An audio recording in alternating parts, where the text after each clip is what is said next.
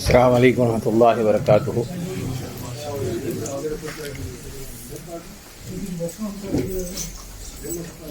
الحمد للہ رب العالمین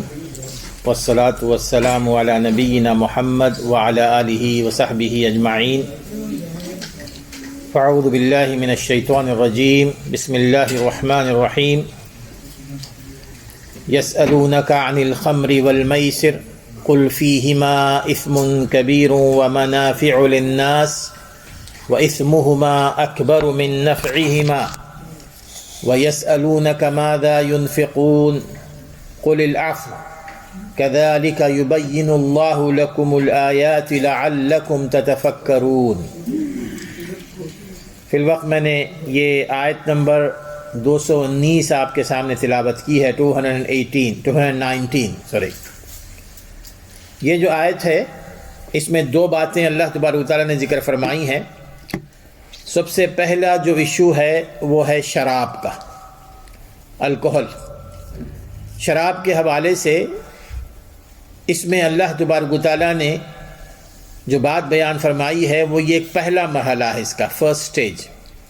وہ یہ کہ جب مدینے میں مسلمان سیٹل ہو گئے تھے اور کافی وہاں کی جو برائیاں تھیں وہ ختم ہوتی جا رہی تھیں ماحول کی، لیکن ان میں ایک چیز تھی جو شراب، اس کی تحریم یا اس کی حرمت کے حوالے سے قرآن مجید میں کوئی آیات نازل نہیں ہوئی تھی، لیکن ان میں سے جو بعض صحابہ تھے جو ہمیشہ اس بات کی کوشش کرتے تھے، صحیح تمام صحابہ تھے لیکن ان میں سے جو بہت ہی زیادہ کوشش کرتے تھے کہ ہمارے معاشرے سے ہر قسم کی برائی ختم ہو جائے، ان میں حضرت عمر بن خطاب رضی اللہ تعالیٰ عنہ وہ صف اول میں تھے۔ عمر بن خطاب رضی اللہ تعالیٰ عنہ ہی ہیں کہ اللہ تبارک و تعالیٰ نے ان کے سوال ہی پر حجاب کی آیات نازل فرمائی، پھر انہی کی خواہش پر شراب کی حرمت بھی نازل ہوئی۔ یسألونک عن الخمر والمیسر، اس آیت کا آغاز ایسے ہوتا ہے کہ یہ آپ سے پوچھتے ہیں شراب کے بارے میں اور جوئے کے بارے میں کہ اس کا شرعی طور پر کیا حکم ہے۔ قل فیہما اثم کبیر ومنافع للناس وإثمهما أكبر من نفعهما۔ اللہ تعالیٰ فرماتے ہیں قل فیہما اثم کبیر، آپ کہہ دیجئے کہ اس میں نقصان بہت ہے، نقصان بہت ہے، ومنافع للناس اور کچھ فائدے بھی ہیں لوگوں کے لیے، وإثمهما أكبر من نفعهما، لیکن جو نقصان کا پہلو ہے وہ فائدے کے پہلو سے کہیں زیادہ ہے، اس کے جو نقصانات ہیں وہ بہت زیادہ ہیں، جب کمپیئر کریں گے نقصان اور فائدے میں تو اس میں نقصان بہت زیادہ ہے۔ وَإِثْمُهُمَا أَكْبَرُ مِن نَفْعِهِمَا، اس کے بعد اللہ تبارک و تعالیٰ نے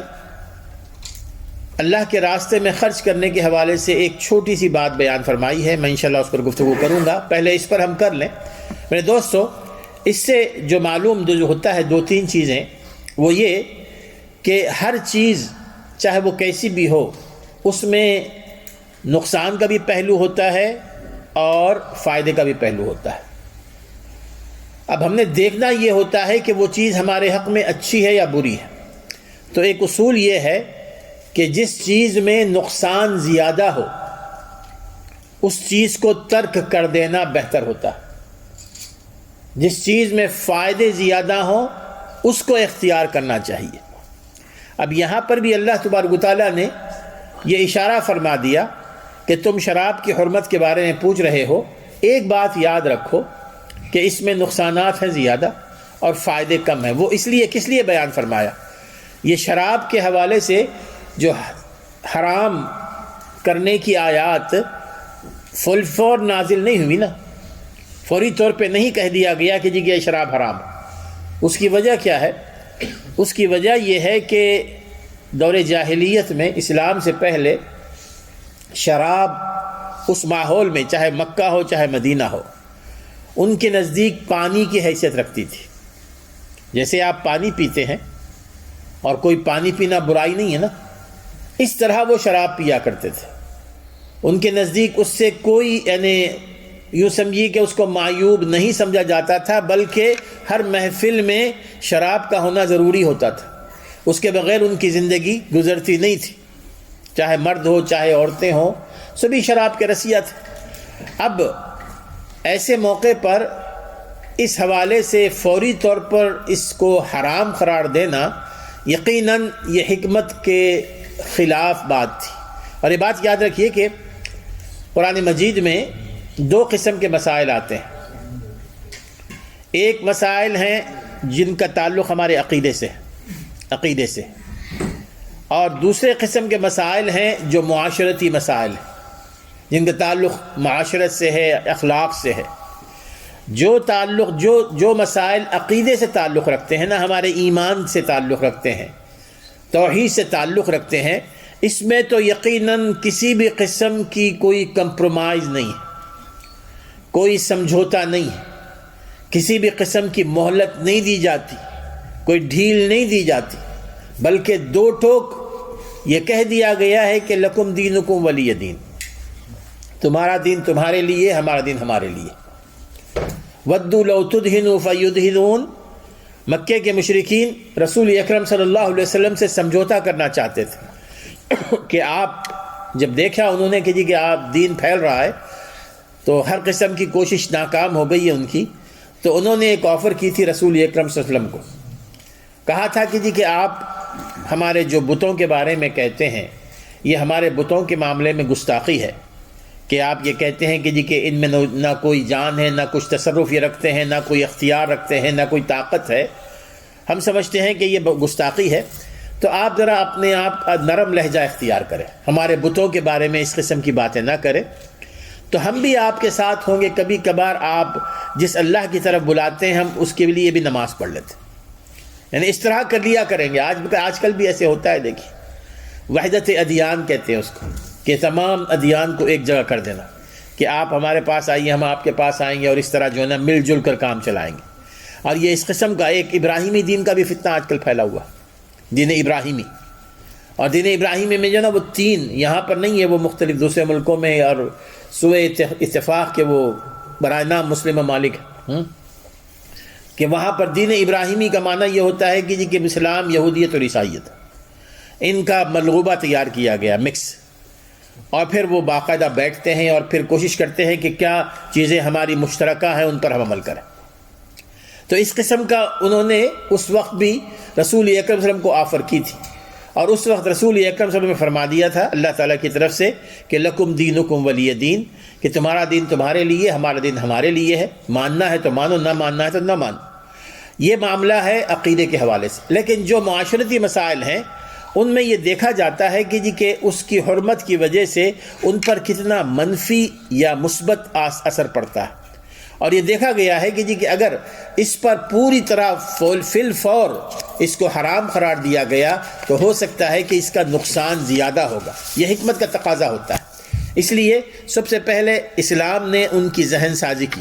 ان کی تربیت یوں کی کہ ان کو یہ بتایا کہ جو چیز تم استعمال کر رہے ہو ہو سکتا ہے کہ تم سمجھتے ہو کہ اس میں فائدہ ہے، ہم جانتے ہیں کہ اس میں فائدہ ہے۔ فائدہ یہ ہے کہ جو کاروبار کرتے ہیں ان کو فائدہ ہو جاتا ہے، جو پیتا ہے اس کے لیے کچھ دیر کے لیے وہ بڑا سکون محسوس کرتا ہے، وہ سمجھتا ہے چاند پہ جا کے بیٹھ گیا نشے میں آ کر، وہ سمجھتا ہے کہ میرے سارے غم دور ہو گئے، وہ سمجھتا ہے کہ میرے اندر زیادہ چستی آ گئی ہے، کافی ایکٹیو ہو گیا ہوں میں، شراب پی کے کام زیادہ میں کرتا ہوں، یہ عام طور پہ یہ کہا جاتا ہے۔ تو یہ فائدے کچھ تھوڑے بہت سارے ہیں، لیکن اس کے جو نقصانات ہیں وہ بہت زیادہ ہیں، بہت زیادہ ہیں۔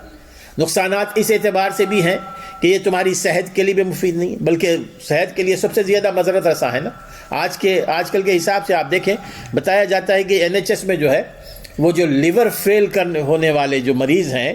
جو آتے ہیں، ان میں 70% مریض ایسے ہوتے ہیں جو شراب پینے کی وجہ سے ہوتے ہیں، شراب پینے سے ان کا لیور خراب ہو جاتا ہے 70%، اور ان پر NHS کا سب سے زیادہ خرچہ ہوتا ہے ان کا، یہ شراب۔ اور اس کے علاوہ کئی بیماریاں اس میں ہیں، اس کے علاوہ اس کی وجہ سے عقل ناکارہ ہو جاتی ہے نا انسان کی۔ جب عقل کو سلاتے رہیں گے آپ، ایک وقت آئے گا کہ عقل ناکارہ ہو جاتی ہے، اس کی وجہ سے ماحول خراب ہوتا ہے، اس کی وجہ سے طلاقیں ہوتی ہیں۔ ہمارے یہاں اکثر بہت سارے لوگ آتے ہیں، کہتے ہیں کہ جی کہ میں نشے میں تھا، میری بیوی نے میں نے یہ کہہ دیا، اب میں کیا کروں؟ جھگڑے ہوتے ہیں۔ اب یہ تمام کے تمام نقصانات اس فائدے سے کہیں زیادہ ہے، تو ایک ذہن ان کا بنا دیا گیا کہ تم اس کو سمجھ لو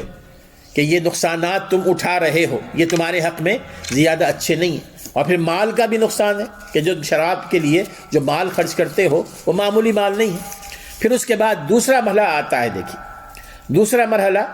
وہ یہ کہ اللہ تبارک و تعالیٰ نے یہ آیات نازل فرمائی جس میں اللہ تعالیٰ نے فرمایا کہ یا ایھا الذین آمنوا لا تقربوا الصلاة وانتم سکارى حتی تعلموا ما تقولون، اے ایمان والو لا تقربوا الصلاة وانتم سکارى، جب تم نشے میں ہو شراب کے تو نماز نہ پڑھا کرو، نماز کے قریب نہ آؤ۔ معنی یہ ہے کہ نماز کے وقت تم نے نشے میں نہیں رہنا ہے، تم نے شراب نہیں پینی ہے، حتی تعلموا ما تقولون، تاکہ تمہیں پتہ چلے کہ تم کیا کہہ رہے ہو نماز میں۔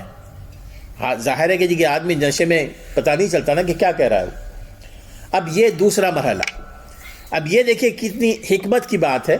کہ وہ لوگ نماز کے پابند تھے، نماز وقت پر پڑھا کرتے تھے، اور نماز کے اوقات یہ آپس میں ایک دوسرے سے بہت قریب ہے نا، بہت قریب ہیں،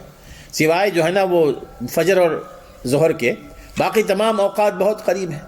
تو جب ان پر یہ پابندی لگا دی گئی کہ تم شراب نشے کی حالت میں نماز نہیں پڑھ سکتے، نشہ نہیں ہونا چاہیے تمہیں،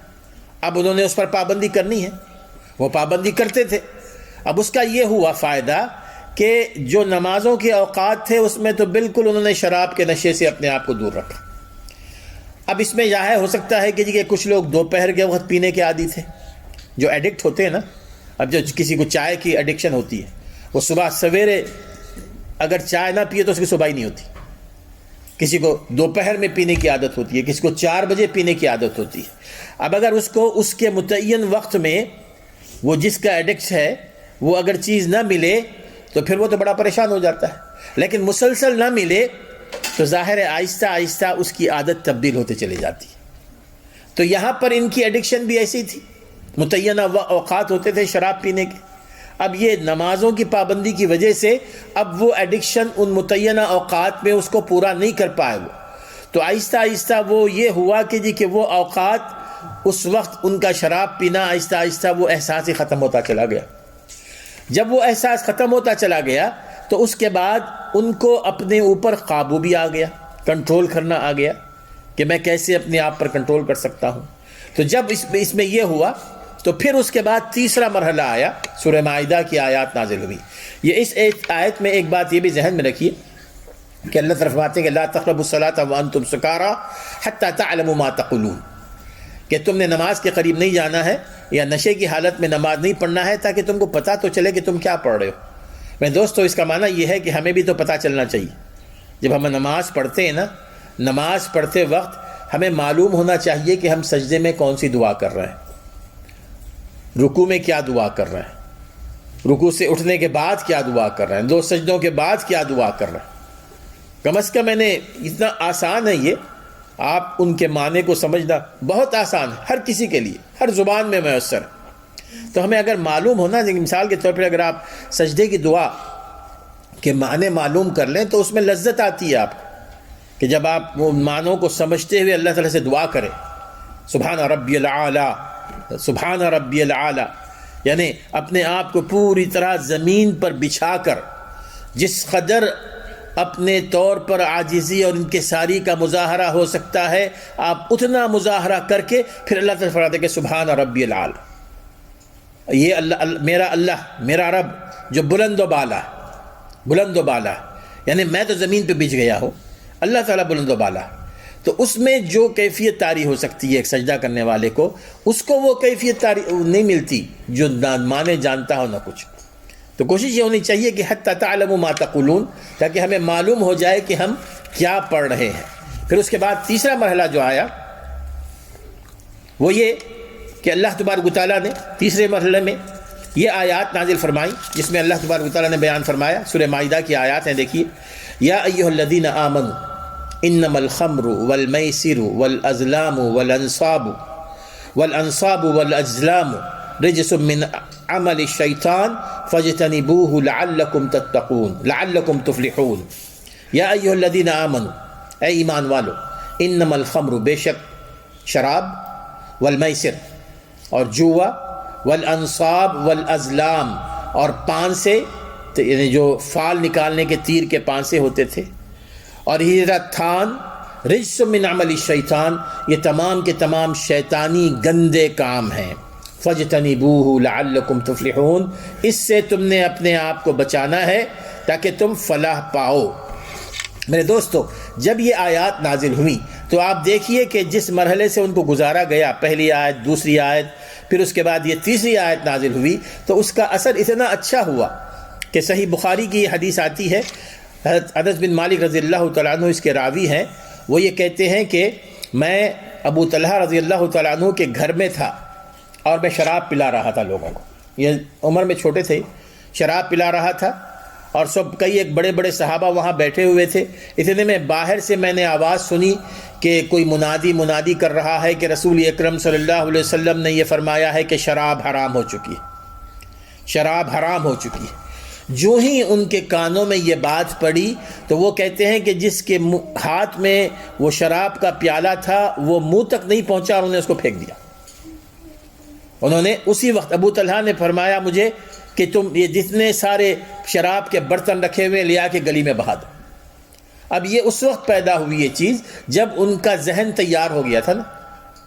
ایک تو یہ بات، دوسرا یہ کہ رسول اکرم صلی اللہ علیہ وسلم کے حکم کو ماننے کا جذبہ دیکھیں۔ یہاں پر انہوں نے کوئی مہلت نہیں مانگی، یہاں پر کوئی کسی بھی قسم کا ایکسکیوز نہیں پیش کیا، وہاں پر کوئی اور ریزن نہیں بتایا۔ جو ہی رسول اکرم صلی اللہ علیہ وسلم کا یہ پیغام پہنچا کہ اللہ تعالیٰ نے شراب کو حرام قرار دے دیا ہے، بغیر کسی منع، بغیر کسی سوچ سمجھ کے، بغیر کسی سوال کے، گلیوں میں، مدینے کی گلیوں میں شراب پانی کی طرح بہنے لگی۔ وہ کہتے ہیں کہ جی گلیوں میں شراب پانی کی طرح بہنے لگی۔ تو یہ وہ جذبہ تھا۔ اب اس میں اللہ تبارک و تعالیٰ نے اس شراب کی حرمت کے لیے لفظ رجس ذکر فرمایا ہے، من عمل الشیطان، رجس من عمل الشیطان، یہ گندگی ہے، شیطان کا عمل ہے۔ تو اس معنی یہ فاجتنبوہ، اور تم اس سے اپنے آپ کو بچائے رکھو، یہ ہے معنی حرمت کا کہ اللہ تعالیٰ نے اس کو حرام قرار دے دیا ہے۔ بس یہاں پر ایک پوائنٹ آپ کے ذہن میں رہنا چاہیے کہ بعض جو اپنے آپ کو بہت ماڈرن سمجھتے ہیں نا اور شراب پینے کے عادی ہیں، راستے تلاش کرتے رہتے ہیں، کبھی آپ کو واسطہ نہیں پڑا ہوگا ان لوگوں سے، وہ کہتے ہیں کہ جی کہ شراب حرام نہیں ہے، شراب حرام نہیں ہے، اس لیے کہ جو چیزیں حرام رہی ہیں ان کے بارے میں اللہ تعالیٰ نے لفظ حرام استعمال فرمایا، حرمت علیکم المیتۃ والدم ولحم الخنزیر، حرام کا لفظ استعمال کیا۔ یہاں تو اللہ تعالیٰ نے حرام کا لفظ استعمال ہی نہیں کیا۔ تو شراب بنیادی طور پر حرام ہی نہیں ہے۔ ان کو معلوم یہ نہیں ہونا چاہیے، ان کو معلوم ہونا چاہیے کہ جی کہ چونکہ قرآن مجید کی جو زبان ہے نا، جب تک اس کو صحیح طور پر نہ سمجھے کوئی، اس وقت تک وہ کچھ نہیں کر سکتا۔ اب یہاں پر اللہ تعالیٰ نے دو باتیں استعمال فرمائی کہ رجس، اور رجس کا جو لفظ ہے یہ بتوں کی عبادت سے روکنے کے لیے بھی استعمال کیا گیا، فاجتنبوا الرجس من الاوثان، کہ تم بتوں کی گندگی سے اپنے آپ کو بچائے رکھو۔ اب ظاہر ہے کہ جی کہ اب وہ یہ نہیں کہہ سکتے کہ بتوں کی جو عبادت ہے وہ بھی جائز، حرام نہیں، کوئی بھی نہیں کہتا نا، ہر مسلمان بتوں کی عبادت کو حرام کہتا ہے۔ یہاں پہ وہی لفظ ہے الرجس۔ اور پھر اسی طرح اللہ تبارک و تعالیٰ نے قرآن مجید میں رسول، جتنے بھی رسول انبیاء بھیجے ہیں ان کے مقصد کو بتایا کہ وَلَقَدْ بَعَثْنَا فِي كُلِّ أُمَّةٍ رَسُولًا أَنِ اعْبُدُوا اللَّهَ وَاجْتَنِبُوا الطَّاغُوتَ۔ اب اجتناب کہ بچے رہو، یہ کہتے ہیں کہ جی کہ بچنے کا حکم آیا ہے کہ احتیاط کیا کرو، تھوڑی بہت پی لیا کرو۔ اب یہاں پر وَاجْتَنِبُوا الطَّاغُوتَ، اللہ تعالیٰ نے بت پرستی سے اپنے آپ کو بچائے رکھنے کا حکم دیا ہے۔ تو اس میں یہ نہیں ہے کہ جی کہ کبھی کبھار پوجا کر لیا کرو، کبھی کبھار عبادت کر لیا کرو۔ تو جب تک اس میں ایک اصول میں آپ کو بتا دوں، قرآن مجید کو سمجھنے کے لیے قرآن مجید سے سمجھنا چاہیے۔ قرآن مجید کو اگر سمجھنا ہو تو سب سے پہلے آپ قرآن مجید ہی سے سمجھیں، اور قرآن مجید میں جو الفاظ آئے ہیں ان الفاظ کے مختلف معنی جو مختلف جگہوں پر استعمال ہوئے ہیں ان کو بھی ہمیں سمجھنا چاہیے۔ بعض لوگ جو ہے نا قرآن مجید کی کوئی تفسیر یا ترجمہ پڑھ کے کوئی آیت ان کے سامنے آ جاتی ہے، اس آیت کی بنیاد پر فتویٰ جاری کر دیتے ہیں۔ یہ بات بالکل غلط ہے، یہ گمراہی کا راستہ کھولنے والا ہے۔ اس کی ایک مثال میں نے جیسے آپ یہاں پر آپ کو دی۔ تو اب اس میں اللہ تبارک و تعالیٰ نے فوری طور پر یہ جب آیات نازل ہوئی تو تمام کے تمام مسلمانوں نے فوری طور پر توبہ کر لی۔ کوئی نہیں رہا کہ جو شراب کا عادی ہو اور پھر وہ شراب پی رہا ہو۔ اور دوسری طرف یہ بات بھی ذہن میں رکھیے کہ جب اللہ تبارک نے یہ آیات نازل فرمائی اس کی وضاحت بھی فرمائی کہ یہ شراب حرام کیوں قرار دی گئی۔ انما یرید الشیطان ان یوقع بینکم العداوۃ والبغضاء، یہ جو شراب ہے اور جوے کے بارے میں بھی دیکھیے۔ جوا یعنی سب سے زیادہ جوا، ایک تو جوے کا جو ہوتا ہے نا یہاں پر جو شاپس لگی ہوئی ہیں، ایک وہ ہے، دوسرا لاٹری ہے، یہ ساری چیزیں جوے میں آتی ہیں۔ شیطان یہ چاہتا ہے کہ تمہیں شراب کے ذریعے اور جوے کے ذریعے تمہارے اندر دشمنی اور بغض کو پیدا کرے۔ دشمنی اور بغض پیدا ہوتا ہے شراب ہی کے ذریعے پیدا ہوتی ہے۔ جب جھگڑے ہوتے ہیں، جب زبان سے کوئی الفاظ نکلتے ہیں تو دشمنیاں پیدا ہو جاتی ہیں۔ اور جب لاٹری اور جوا یہ ہے وہ یہ ہے کہ جی کہ اگر کسی کو لاٹری لگ گئی تو یاد رکھیے یہ حقائق ہے، اس کی فیملی کے سارے لوگ دشمن ہو جاتے ہیں، اس کے سارے لوگ دشمن ہو جاتے ہیں۔ ایسے کئی مثالیں بعض لوگوں نے میں نے پڑھا ہے کہ کاش مجھے یہ لاٹری نہ نکلی ہوتی، کہ اس وقت صورتحال یہ ہے کہ جی کہ ہر کوئی چاہتا ہے کہ جی کہ میں اس کو دے دوں، اور میں جب تو ساری دشمنی مول لی ہے میں نے۔ یا تو دشمن ہو جاتے ہیں، حتیٰ کہ اس کی بیوی بچے بھی دشمن ہو جاتے ہیں میرے دوست۔ اس کے بیوی بچے، مشہور ہے یہ بات، صحیح ہے۔ وہ جب یہ یہاں پر انگلینڈ میں یہ شروع ہوا تھا نا، آج سے تقریباً 25-30 سال پہلے کی بات ہے، تو پہلا جو جیتنے والا تھا وہ ایک بلیک برن کا ایک مسلمان نوجوان تھا، بلیک برن کا۔ اب اس کے بعد یہ ہوا کہ 2-3 سال کے بعد اس کی بیوی نے اس سے علیحدگی اختیار کر لی۔ اس کو چاہیے تھا مال، رجسٹرڈ تھا ان کا نکاح۔ اب یہ ہوا کہ 65% تو وہ لے کے چلے گئی بچوں سمیت۔ پھر اس کے بعد وہ بیوی بچوں سے محروم ہو گیا، یعنی بجائے اس کے کچھ حاصل کرتا تو بیوی بچوں سے محروم ہو گیا، اور اس کی وجہ سے ڈپریشن ہو گیا اس کو۔ اور پھر اس کے بعد مفلسی کی حالت میں وہ مرا ہے، مفلسی کی حالت میں مرا۔ اب یہ جوے کے یہ نتائج سامنے آتے ہیں، یہ عملی نتائج ہیں ہمارے سامنے۔ اللہ تعالیٰ فرماتے ہیں کہ ان یوقع بینکم العداوۃ والبغضاء، تمہارے درمیان دشمنیاں پیدا کرتا ہے، تمہارے درمیان بغض پیدا کرتا ہے، فی الخمر والمیسر ویصدکم عن ذکر اللہ وعن الصلاۃ، اور یہی شیطان ان دونوں چیزوں کے ذریعے تمہیں اللہ تعالیٰ کے ذکر سے دور کرتا ہے، نماز سے بھی دور کرتا ہے۔ فہل انتم منتہون، تو کیا تم بچو گے، اپنے آپ کو روک لے گے؟ جب شراب کی آیات یہ نازل ہوئی تو صحابہ کہنے لگے قد انتہینا قد انتہینا، ہم نے اپنے آپ کو روک لیا، ہم نے اپنے آپ کو روک لیا۔ تو میرے دوستو، یہ شراب کی آیات کے یہ مراحل تھے جو اس وقت سامنے آئے تھے، اور اس کے بعد اللہ تبارک و تعالیٰ نے اس کو حرام قرار دیا، اور اس انداز میں حرام قرار دیا کہ لوگوں نے توبہ کر لی۔ لیکن شراب کے جو نقصانات ہیں، جیسے کہ اس میں ذکر فرمایا اللہ تعالیٰ نے، میرے دوستو نقصانات بہت زیادہ ہیں۔ نقصانات اتنے زیادہ ہیں کہ ایک واحد شراب ہے، دیکھیے اس کے بارے میں مسند احمد کی حدیث آتی ہے کہ رسول اکرم صلی اللہ علیہ وسلم نے خصوصی طور پر شراب کے تعلق سے کوئی بھی چیز ہو، یعنی اس کا بیچنا، اس کا اٹھانا، اس کا بنانا، اس کا بنوانا، یہ تمام کی تمام چیزیں جہاں شراب کے ساتھ کوئی بھی تعلق پیدا ہوتا ہے اس پر لعنت قرار دی۔ یہ ایک چیز ہے کہ اس سے اپنے آپ کو بالکل علیحدہ رکھو، بالکل دور رکھو۔ مسند احمد کی حدیث آتی ہے، وہ وسلم فرماتے ہیں کہ میرے پاس جبرائیل علیہ الصلوۃ والسلام تشریف لائے، اور انہوں نے کہا کہ قال یا محمد ان اللہ لعن الخمر، کہ محمد صلی اللہ علیہ وسلم اللہ تعالیٰ نے شراب پر لعنت فرمائی ہے، وعاصرہ اس کے نچوڑنے والے پر لعنت فرمائی ہے، ومعتصرہ جس کے لیے وہ شراب بنائی جاتی ہے اس پر لعنت ہے، وشاربہا والمحمولۃ الیہ اس کے پینے والے پر اور جو لے کر جاتا ہے اس پر بھی لعنت ہے، وبائعہا ومبتاعہا اس کے بیچنے والے پر لعنت ہے۔ بیچنے والے پر بعض لوگ جو ہے نا اس انداز میں جو آج کل یہ جو آف لائسنس ہوتا ہے، اس میں ہمارے اپنے مسلمان اللہ تعالیٰ کو ہدایت دے جس کے ریسٹورنٹس ہیں، ماشاءاللہ تقریباً 99% مسلمان الحمدللہ ان کے پاس آف لائسنس نہیں، لیکن 1-2% جو بھی ہیں ان کے پاس آف لائسنس اس شکل میں ہے کہ کچھ ہیں ایسے کہ جو واقعی شراب بیچتے ہیں اپنے ریسٹورنٹ میں، اور کچھ ایسے ہیں کہ جو شراب نہیں بیچتے لیکن وہاں شراب پینے کی اجازت انہیں دے رکھی ہے۔ وہ کہتے ہیں کہ جی کہ ہم شراب نہیں بیچتے، لیکن اگر کوئی اپنے ساتھ شراب لے کر آتا ہے، اب یہ جو انگریز ہوتے ہیں وہ اپنے کھانے پر جو ہے نا ان کے لیے شراب وہ ضروری سمجھتے ہیں، وہ تو یہ ہوتا ہے کہ جی کہ اکثر انگریز ان کے پاس جاتے ہیں کہ جی کہ چلو یہاں پر ہمیں شراب پینے کی اجازت تو ملے گی۔ وہ یہ سمجھتے ہیں کہ ہم بیچنے والے نہیں ہیں، حالانکہ وہ بیچنے والے ہیں۔ بیچنے والے اس طرح ہیں کہ جی کہ بنو اسرائیل کی طرح انہوں نے ہیلا بنا لیا ہے نا، اصحاب السبت کی طرح جو ہفتے والے تھے، مچھلیاں کس طرح پکڑتے تھے۔ وہ یہ کہ شراب کی اجازت دے کر انہوں نے اپنے انکم میں اضافہ کیا نا،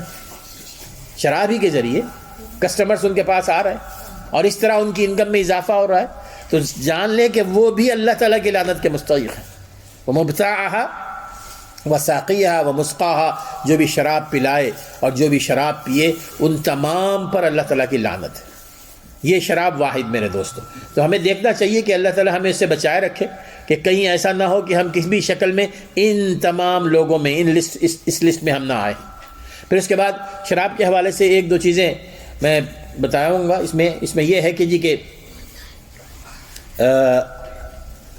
شراب کے علاوہ یعنی شراب کے حوالے سے حدیث آتی ہے، صحیح مسلم کی حدیث ہے، حضور فرماتے ہیں کہ کل مسکر خمر وکل مسکر حرام، یہ صحیح مسلم کی حدیث ہے، کل مسکر خمر، کہ ہر نشہ پیدا کرنے والی چیز شراب ہے، ہر نشہ پیدا کرنے والی یعنی انٹاکسیکیٹڈ ہو جاتا ہے آدمی جس میں، وہ حرام ہے۔ وکل مسکر حرام، اور ہر نشہ آور چیز حرام ہے۔ معنی کیا ہے؟ اس میں صرف شراب ہی حرام نہیں ہے، اس میں ہر وہ چیز حرام ہے جو انسان کے اندر نشہ پیدا کرتی ہے، چاہے وہ کسی بھی قسم کی بو سونگنا، لوگ بعض بو سونگنے کے عادی ہوتے ہیں نا، مختلف اور بنزین کی بو سونگتے ہیں اور اس سے جو ہے نا ان کو نشہ چبار ہو جاتا ہے۔ بعض لوگ القات، ایک پودا ہوتا ہے یمنیوں کا، القات کہتے ہیں، وہ آج کل بہت زیادہ پھیل رہا ہے،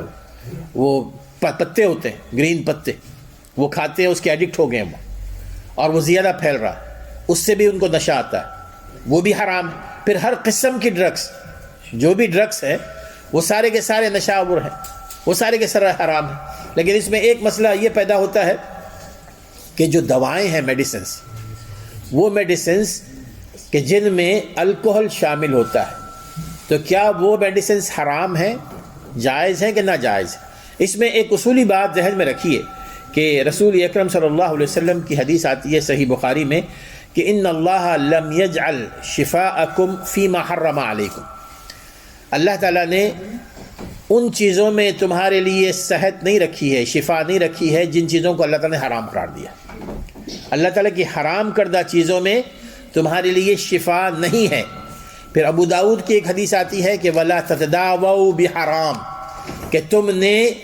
حرام چیزوں کے ذریعے اپنا علاج نہیں کروانا ہے، حرام چیزوں کی۔ اب یہ اصول تو اپنی جگہ موجود ہے۔ اس کے بعد یہ ہوتا ہے کہ بعض اوقات ایک شخص، ایک مسلمان بیمار ہے، مریض ہے، اور اس کا جو علاج کروایا جا رہا ہے، چاہے وہ علاج اس کے کھانے یا پینے کے لیے دیا جا رہا ہو، دوائیں، یا انجیکشن کے ذریعے دیا جا رہا ہو، اس میں الکوہل مکس ہے، یہاں ہوتا ہے نا الکوہل مکس ہے، تو کیا اس کے لیے وہ حرام ہے کہ حلال ہے؟ تو اس میں جیسے کہ موجودہ دور کے جو بڑے علماء ہیں انہوں نے یہی فتویٰ دیا ہے کہ ایک اصول ہے کہ الضرورات تبیح المحظورات۔ الضرورات مانے کہ جی کہ آپ کے اپنے جو نیڈس ہیں، آپ کی جو ضرورتیں ہیں،